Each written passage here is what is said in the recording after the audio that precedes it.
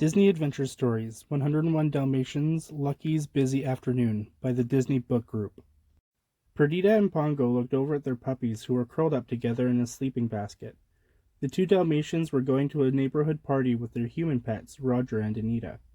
It was a beautiful day and Pongo was very excited, but he knew Perdita was worried. "We won't be gone long," he promised. "I'm just not sure we should leave the puppies," Perdita replied. "Will Nanny be able to handle all 15 of them by herself?" Pongo smiled at his little Dalmatians. They were sound asleep.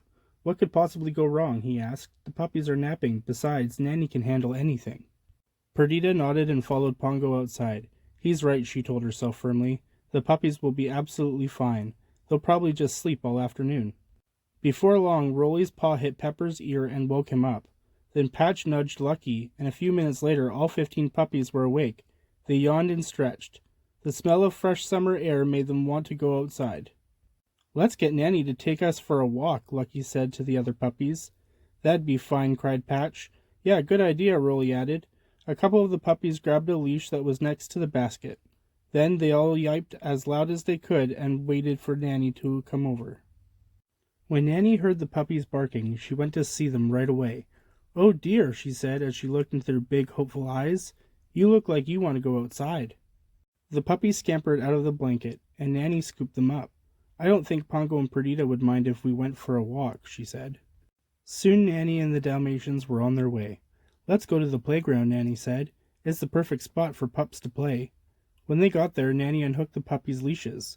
The Dalmatians began to run around. It was a beautiful day. Patch and Peppers dug a hole up in the sandbox. Rolly found a rope to chew on.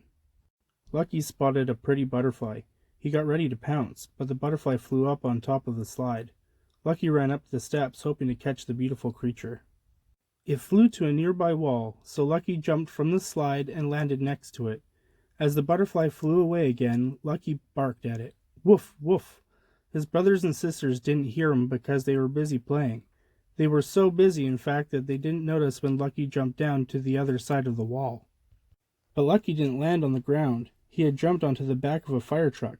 It started speeding down the road. "Woo, woo," the sirens blared. "Woof, woof," Lucky barked. "I'm a fire dog." Soon the truck pulled to a stop. The firefighters got the ladder from the back of the truck and set it next to a big tree. A kitten was stuck in one of the branches.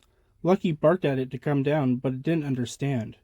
Lucky didn't want to make the kitten any more nervous, so he jumped off the truck. It was time to go back to the playground anyways.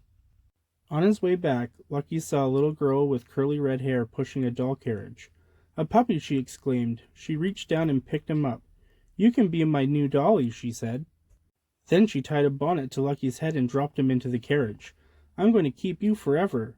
"Grrr," Lucky growled. He didn't like being a doll. Besides, he had to get back to his family. Suddenly, the little girl spotted something on the ground. "A button," she cried. She bent down to pick it up. Lucky knew that there was no time to lose. He jumped out of the carriage and used his paw to get the bonnet off. Then he ran down the street as fast as he could.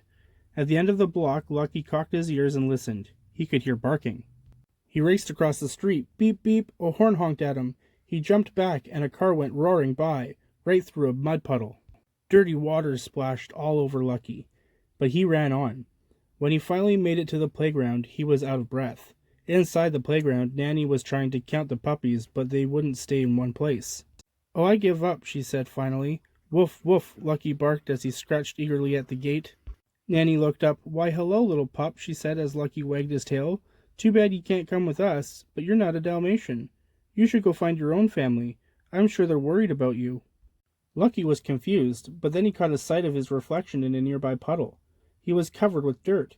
He looked like a Labrador puppy. No wonder Nanny hadn't recognized him. Then he heard some children laughing. He followed the sound and saw them playing in a fountain. "That's perfect," Lucky thought. He ran over and jumped in. The children giggled and chased him around. "Look, he has spots," one of them said. Lucky knew he must be clean. He got out of the fountain and shook his wet fur. A man sitting on a nearby bench looked over and frowned. "Better get out of here," Lucky thought. He ran home as fast as he could.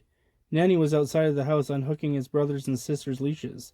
"My goodness," she said as Lucky ran past her and into the house. "Where did you come from?" Later, when Pongo and Perdita came home, they found Lucky curled up in the sleeping basket. You see, Pongo whispered to Perdita. They're all here. I told you nothing would go wrong. Lucky's even asleep again. He must have had a wonderful afternoon. The end.